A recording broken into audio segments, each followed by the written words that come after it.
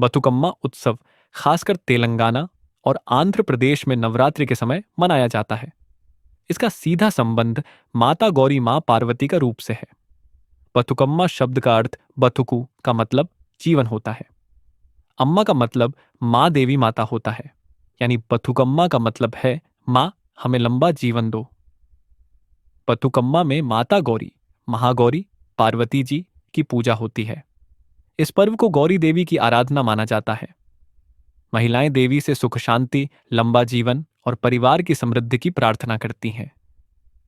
बथुकम्मा खेला या मनाया जाता है। बथुकम्मा में खास तौर पर जंगल में उगने वाले फूल जैसे गुनगुंडा, बंती, टैगरू, चमंती आदि से फूलों की 7 परतों वाली सजावट गोल पिरामिड आकार बनाकर देवी गौरी की पूजा की जाती है। एक कथा के अनुसार जंगल के एक गांव में कुछ महिलाएं मिलकर माता गौरी की पूजा फूलों की माला से करने लगीं। धीरे धीरे यह पूजा एक विशेष रूप बथुकम्मा के रूप में विकसित हो गई।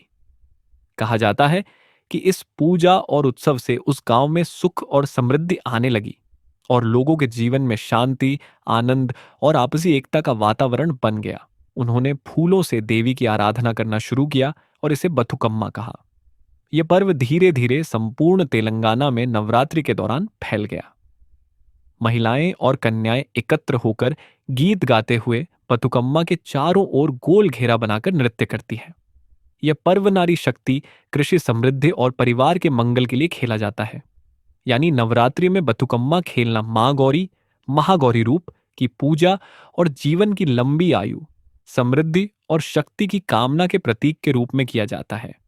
देवी गौरी का महत्व, कहानी, लोक कथा बथुकम्मा केवल पूजा का पर्व नहीं है, बल्कि महिलाओं और कन्याओं का सामाजिक मेलझोल भी है।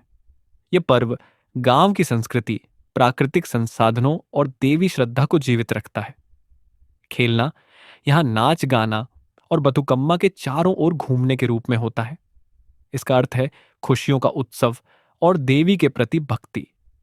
इसलिए बथुकम्मा का उत्सव बड़े उत्साह और श्रद्धा के साथ मनाया जाता है। अगर आपको यह जानकारी पसंद आई हो तो कृपया इस चैनल को सब्सक्राइब करें और लाइक करें। धन्यवाद।